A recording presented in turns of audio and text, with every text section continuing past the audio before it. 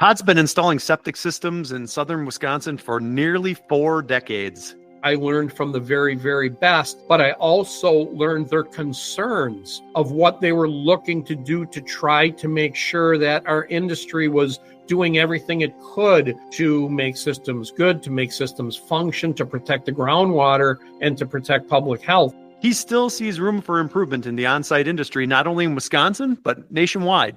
Listen in. Welcome to the podcast, Todd. Thanks for joining us. And you're my first Wisconsin interview. Awesome. Thanks for having me. Appreciate it. We'll bond a little bit more over cows and cheese. So Sounds you're good. down in the southern part of the state. Where are you guys at exactly? We're right near Economowoc. We're dead center between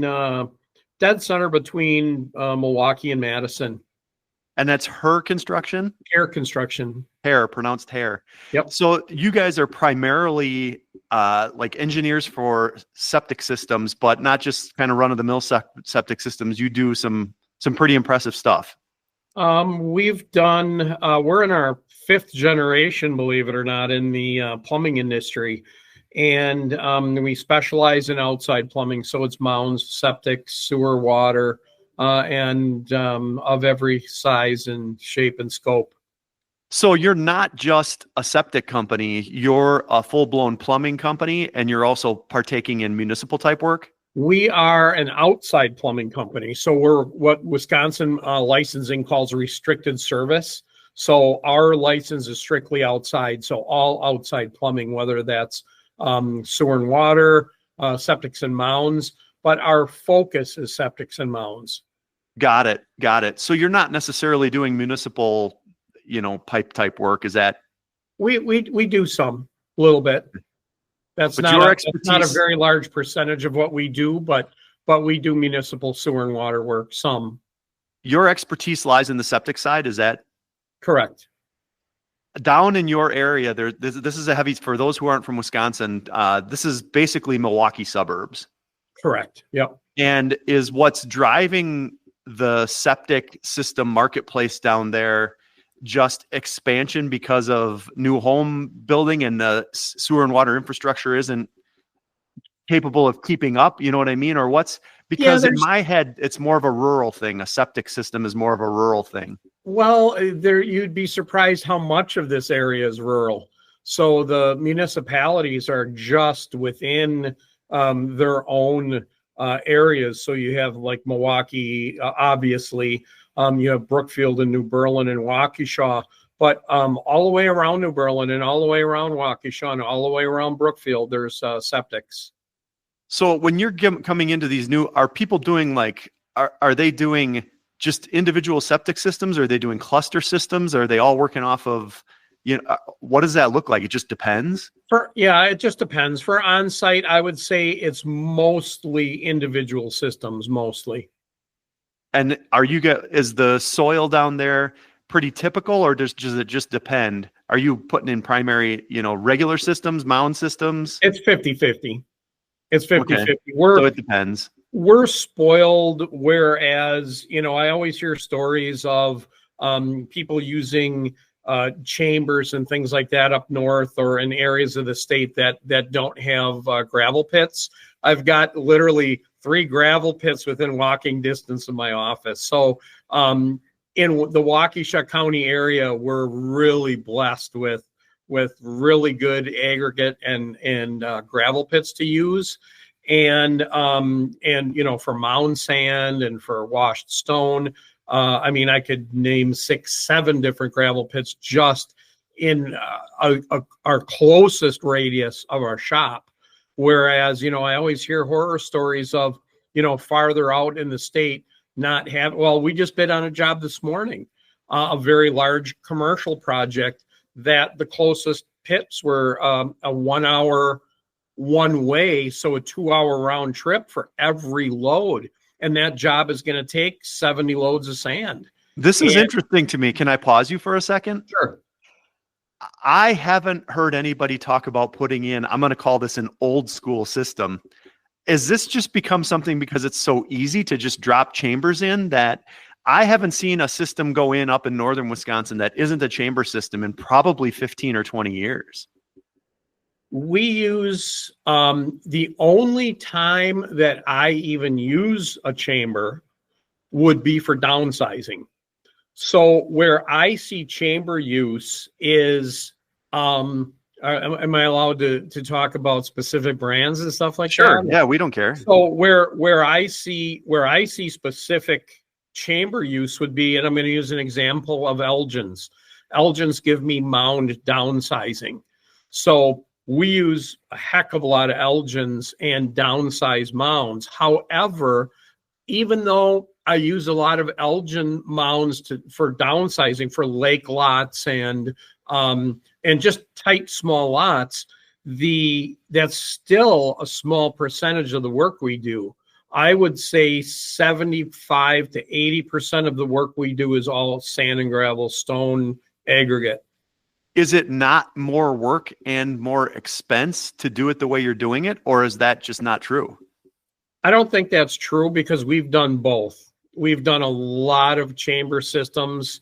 And be real honest with you, in the long run, I just, and maybe it's just my 36 years in the industry, that I just really think that stone and pipe is definitely the way to go when you can.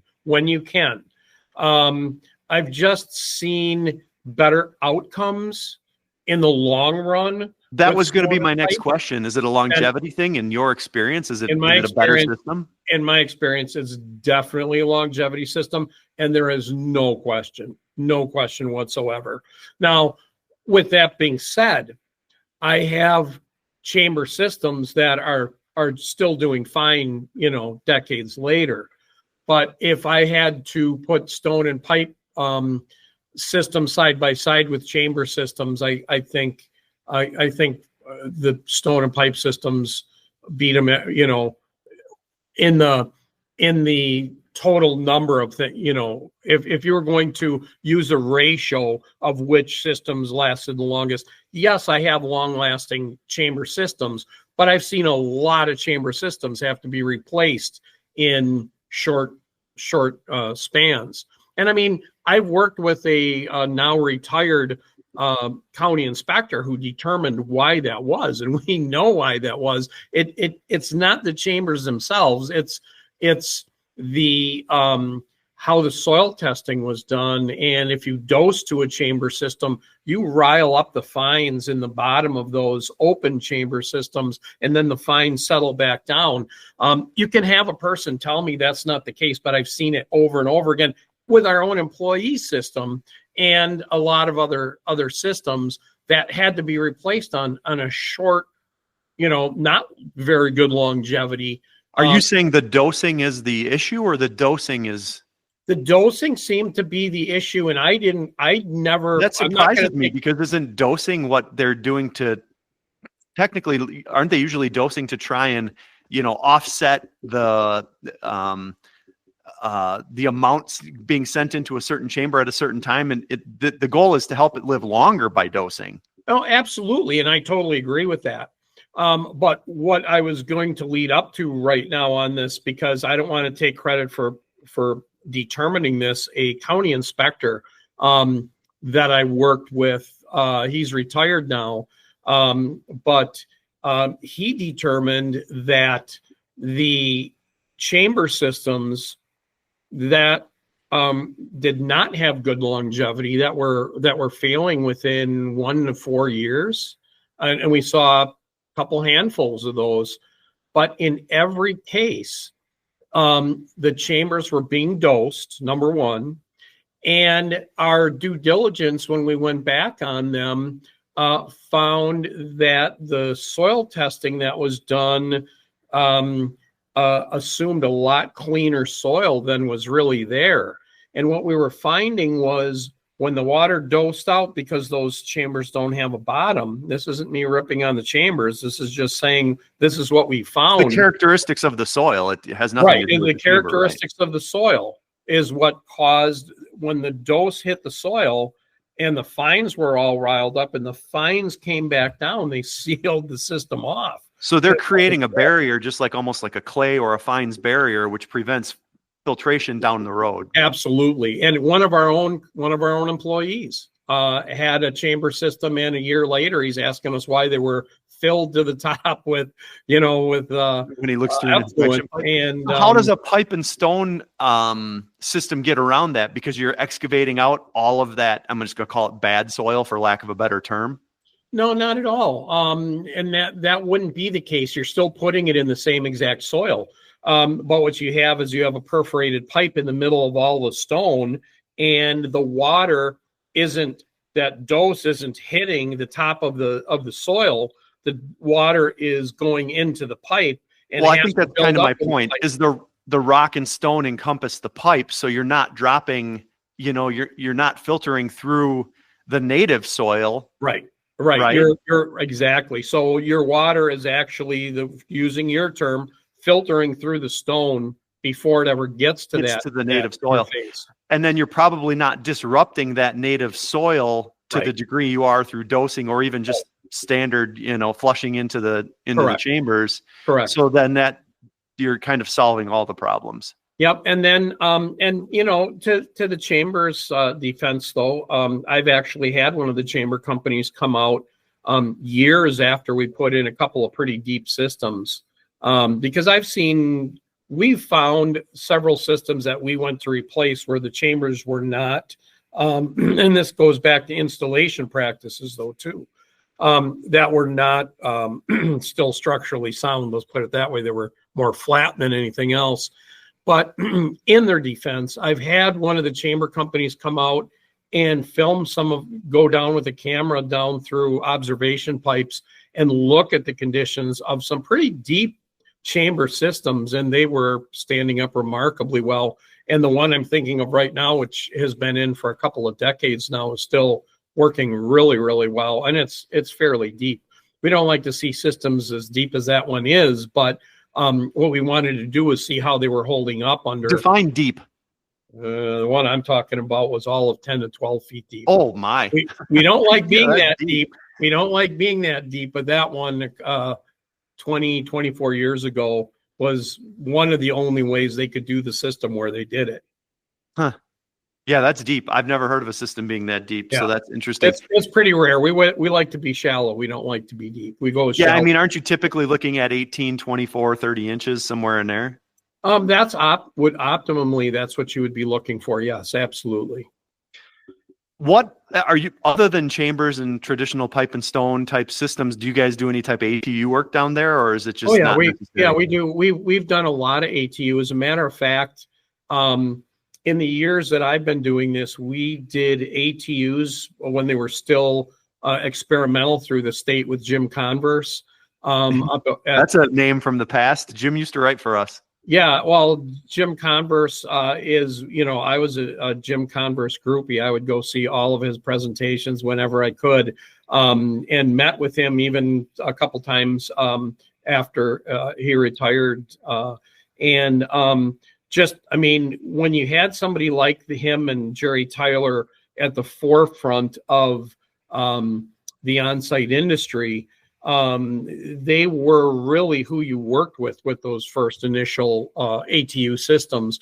So we were doing with them, sand filter systems, and we were doing, and then we did some of the aerobic systems as well. But back then we were doing a lot of the sand filter systems with Jim under experimental permits. And Are those still going? Do you know? Oh yeah, absolutely. Some aren't going as well.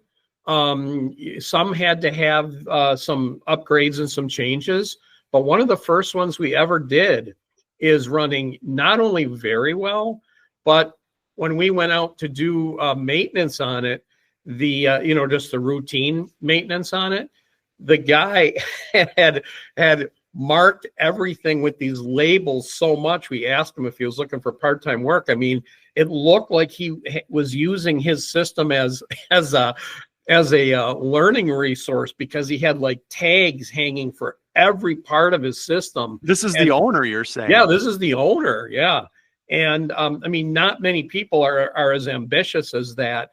And he has done everything to keep his system just just like the day we put it in.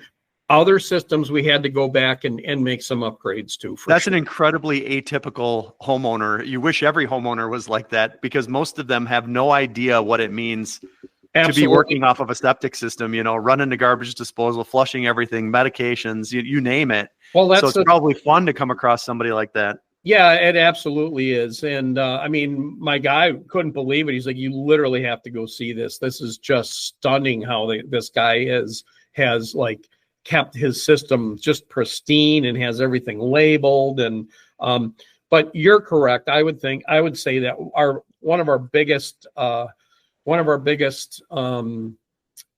things in our industry that we are up against right now, one of the biggest challenges would be the best word, is the owner engagement and understanding their systems. I mean, we go out to pump a system, and you ask where their manhole covers are. They're like, what manhole covers? They don't even know they have manhole covers, let alone where they are.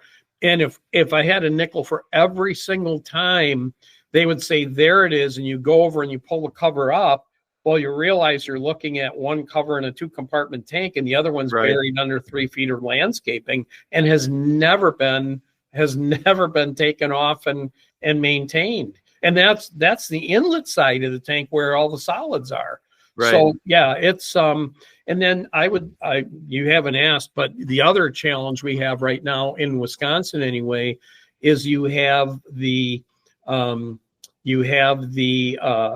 pouts maintainers who are going out telling people they don't have to pump. They can just use a sludge judge and see if they're at the 1/3 solids. Well, here's the problem we're running into, because we just ran into this last week. 3 years ago, the customer was told, okay, you're not at 1/3 solids, you don't have to pump. Well, now it's 6 years later, and now they have to have maintenance, and you take the manhole cover off, and the tank is just solids to the top, to the point where the septage operator that we had out there couldn't even get the hose through the solids layer. We had to shovel through the solids layer to get to some open water in the tank. So yeah, these well-meaning people are saving them a pumping the one time, but now it's going a whole nother 3 years. And now you've got 6 years of buildup in the system. What always baffles me on that is to say, you just said save the person a pumping. Okay, let's call it $200. Let's call it $300. Let's call it $500. Right. You know what I mean? You're talking $500 over a 3-year period. And if you push that out over 36 months, it makes no sense to me. And maybe that's because I'm in this industry, so I think about it a little bit differently. But if you explained it that way to anybody, they'd say like, you know what? That's a reasonable amount of money to be able to flush my toilet every day and do my laundry. And the person with the sludge judge that's going out there and measuring it, they're still charging them. They're not charging. They're charging them almost as much as the pumping, but not quite as much as the pumping, so that it looks like they're saving. But I will tell you that I think it's 80% of the people are trying to save the money, and 20% of the people are just, why would I have to pump my system? Like they're doing it to, it's like a statement, like a challenge, like this is my system. Why are you telling me when to pump system? That might sound like I'm making it up, but I run into that all the time. It doesn't sound like you're making it up. It just sounds crazy to me. It is. It totally is. It totally is. But that, like you said, is because we're in the industry. We know what's happening to their system as these solids are filling that tank. And one of the first things I learned in this industry is septic tanks work on retention time. And that retention time is getting shorter and shorter as it's filling up with solids. So the water is moving through faster. If it's moving through faster, it's taking more solids with it.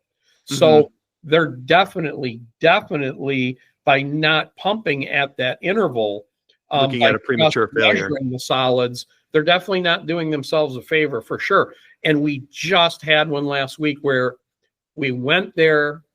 They were told 3 years ago, yep, you're less than 1/3 solids, you don't have to pump. And they didn't pump, but now it's 6 years. Now it's 6 years of not pumping, and their tank was completely full of solids. Yeah, it would be different. It would be different if the law, and again, Wisconsin has, these vary by county in Wisconsin, but it'd be different if the law was, if you only, quote, only had an inspection done, the inspection should have to happen again the subsequent year versus the 3 year. There's a couple committees working on getting that resolved right now, and it'll But get again, resolved. you can't really hurt your system by having it pumped, unless you take away you don't pump it clean. That's another misnomer, It's a misnomer. However, the letter that I have hanging on my bulletin board that these sludge judge testers use says that the systems don't have to be pumped. It could be detrimental to the system to pump your system. You might not. It doesn't help. I mean, the letter is so deceiving and so wrong that it's mind-boggling. That's very localized to you guys down there, just so you know. Up here in the northern part of the state, you get your 3-year letter, and I don't know of anybody just coming in and doing the inspection. It's almost just a pump. Right. And that's how it used to be, and that's how I think it should still be. But now there's people that are taking one of our licenses in Wisconsin, and that was originally designed for the ATUs. The Pouts maintainer was originally intended for those people to only be working on the ATUs. But what they're doing is they're using that license to tell people, oh, you don't have to pump. Well, they're telling them that because they don't have a pump truck, number one. Right. And because they're running around charging people just to put the sludge judge in and then, or, other measuring device and say, you don't have to pump. And they claim that if they have to pump, that they're not going to charge them, is their claim. Huh. To go back to ATUs, just because you said something while we were talking about that, you had mentioned, they were experimental back in the day. Mm-hmm. What do you think? Don't you find that almost kind of fascinating now to think how far we've progressed just in the last 30 years, that we were calling ATUs experimental in the sense of like they're an airplane we weren't quite sure was going to fly. Right. And that's exactly that's exactly the language. And I think they considered them experimental for a second reason. Well, first of all, what Jim Converse and his students were great at was doing the evaluations of how are these things working. I mean, that's what they excelled at.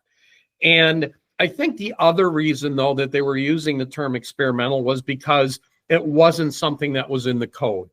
So because it wasn't in the code, we had to have a way to install them until they were in the code, until they were something that was approved in the state to put in on a normal basis. But what were we nervous about? Groundwater infiltration? I mean, just because they were new? I mean, what was? I don't think it was being nervous about systems. I think it was to see, Jim Converse and his students used them for an experimental basis to see how good the treatment was coming out of them. Because again, not because they were concerned about that the systems wouldn't work, but the code didn't have them defined. You didn't have anywhere in the code or any state approvals of the product to say, oh, go ahead and put them in. And oh, by the way, you can get downsizing or vertical credit, soil credit. And so what Converse and his students did was they actually were testing the water going through the system, beneath the system, and at different points throughout the system on how much treatment was done and how did they function. Right. That makes more sense. To help the code figure out how to get them put in the code. We were talking about just like coming in and doing an inspection. Until I talked to you just now today, I kind of felt like people were actually getting better about understanding. I think that social media, especially with your good pumpers who are using social media as a platform to teach their customers about their septic tank, I feel like in this information age we're in right now, not like it's a new information age, that social media has taught people a lot about their septic systems because you've got so many pumpers and plumbers out there trying to push knowledge, to their own benefit, of course, because they get the pump out. But it isn't it isn't to be deceptive, I think that's a good thing. You don't feel like that's the case, or? Can you reword the question? I guess I felt like right now, until I talked to you, that more people understood how their septic systems work. More people were thinking, yeah, I got to get this thing pumped. But is education still isn't out there enough? So the unfortunate joke that we make, and I was going to bring this up earlier when I mentioned going out, people don't even know they have that they have an access cover to their tank, is that you can go to that same house and knock on the door, and they'll be able to find the owner's manual for their TV.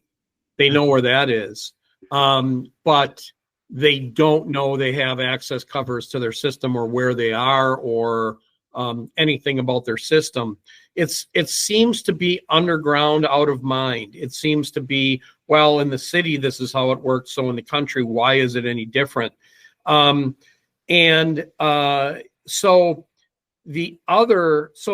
there's a couple facets to your question. One is they get this letter because it's sent out to thousands of people saying, oh, you don't have to pump. It might even, your system probably doesn't need to be pumped. It might even be bad to pump your system. You're taking out all the good bacteria. So they're in this age of social media, they're getting it from both sides, number one.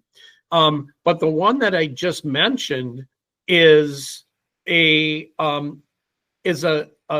that is always been the case. People hear something they want to hear. Oh, I don't have to pump it. I'm going to save some money. They're hearing what they want to hear. So, yes, there's people out there that are learning more about their systems. But so here's what's mind-boggling about it. I watch a lot of different installer sites online. And what you get is you do get the homeowner on these sites asking questions. And probably what boggles my mind is how many of these homeowners have already dug up their system before they're asking the questions. Like, look what I found when I dug up my system that's not working. How do I fix that? Yeah, they want to DIY it. Right. And there's a lot of that out there, unfortunately. Then what you get, then here's the other part. But now they get on social media, but now they're going to get 80 responses, and 80 of them are all different. 40 of them agree on the right way, and 40 of them have their DIY way that they learned them, maybe incorrectly. So because there's social media, yes, there is 50% of the people out there trying to make sure people are educated about their systems, but the other 50% are telling the little bit they know, which may or may not be accurate. Yeah, well, to your point on this, the accessibility of information goes both ways. Right, exactly. And maybe I'm choosing, again, to your point, I'm choosing to recognize the good information that's coming out. Right. And probably choosing to disregard or bypass the bad information that's going out because I know better. Well, and what the problem is too, and I feel bad for the homeowners, is they ask for the help, but then now they're getting 80 answers online, and how do they know which ones to choose? And you know which one they're going to choose is the one that sounds most... The path of least resistance. Right, exactly to them, yes. You're describing my life to a T. I love to work on old cars. Right. And I don't know anything. I learn everything Right. on the internet. So I ask a question. Yep. And to your point, you say, okay, well, what carb setting do I need on a 302 Ford when I'm doing this and this and this? I pick the one that's easiest for me to set up. Right. Because I don't know what I'm doing, but it doesn't mean it's the best one. And I think you've enlightened me on my question. You answered my question. So what I see a lot, and it's concerning, is I see a lot of people with cracks in their tank, or a tank that's no longer structurally sound or watertight, and they're asking what method they should use to seal that up. Now I'm thinking in my mind, are these people doing confined space entry, which they should not be doing? Yeah, and, the answer is excavation. Right, exactly. And replacement is what the answer is. That's what I meant. For most of that, correct. Well, that's interesting. You answered my question exactly, and you definitely changed my point of view on it, because I am the exact same way. I am, not in the homeowner sense, but in the, again, working on a car sense. Right. I put that question out there and I take the information. That's what I wanted to Right, hear. exactly. And unfortunately, that's what a lot of the people are doing is they get to pick and choose the answer because they have 80 of them in front of them. Yeah. Why aren't they hearing us 40 that are all agreeing on the right way? Yeah. And then you have 40 other do-it-yourselfers that's how they learned.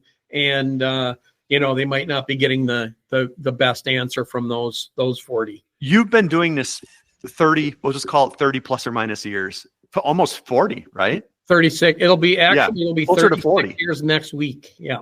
What has changed the most in this industry over 4 decades? Or has nothing changed, which to me wouldn't be a positive, really? Well, I mean, there's pros and cons. There's definitely pros and cons. To see us moving away from the PERC test into morphological evaluation of soils so that you're being more accurate with the design and installation of systems, I think is one of the biggest and best. However, with that being said, on these forums that I watch online, I'm still seeing the PERC test and the PERC rates being talked about and asked about and used in other parts of the country. So one of my concerns is that we're in the United States, we don't have good uniformity. We're still all over the board as far as how systems are regulated, if systems are even regulated in certain areas.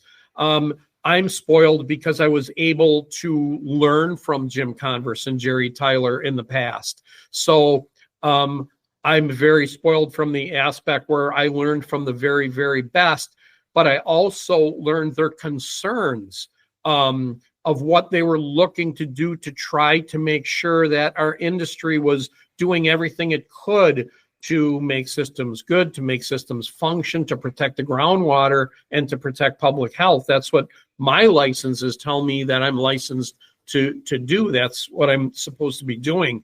But when you see people in other states not have the same regulations, it's like, and I see other states copy our regulations because they see the benefit of them.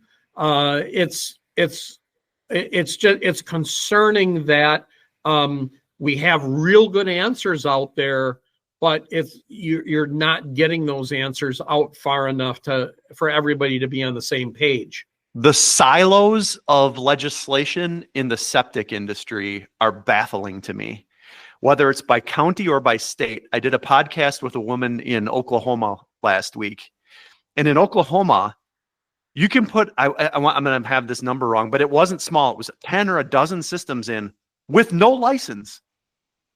And I was thinking to myself, that's ludicrous. That's right. Crazy. First of all, how do you make any money being a licensed installer? Right. Secondly, who the hell knows anything about, I guess, if you're putting a dozen in a year, you'd learn through trial and error. It's because same way I work on a car doesn't mean it's right. I should bring it to a mechanic, but I don't. But to my point is the fact that there's no collective legislation on septic installation or maintenance, for that matter, because Wisconsin is ahead of the curve, in my opinion, because I talk to a lot of people in a lot of states. We've got the 3-year, whether they're being done properly or not, we've got the 3-year inspection. And I think every county in Wisconsin now, right? It's a state statewide. Yep. Right. State code. So every county, you've got a 3-year inspection. We've got all of these laws and licenses governing on how you put one in and things like that. I was blown away to hear that Oklahoma still had no laws on this. Right. Yeah. And then some other states and some close by, like you mentioned, go by county. Like each county can have its own variation of whatever state code, if any state code that they have. So Wisconsin was really at the forefront for a very, very long time. And, you see next door Minnesota really picking up that torch and running with it, and just phenomenal what they do over there with Jim Anderson, Dave Gustafson. It's fun to live in this area where we've just had some of the best septic mines, which sounds like a funny thing to say, right? But we've had some of the best septic mines come out of the University of Wisconsin and the University of Minnesota over the past 3 decades. Right. Absolutely. No question. No question. Yeah. It's been fun to watch because I've been doing this almost as long as you have. Sure. And granted, I don't get my hands dirty, but you learn through reading. I mean, I've been reading articles in Installer and Pumper for literally 30 years. Right. So, I appreciate you coming in and thanks for talking to us. Sure. Not a problem. All right, Todd. Thanks again. Thank you. You can visit Todd and Hair Construction at haircorp.com.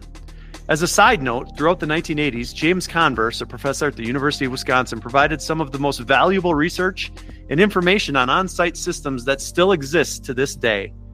Please be sure to like and subscribe to keep more of this great content coming.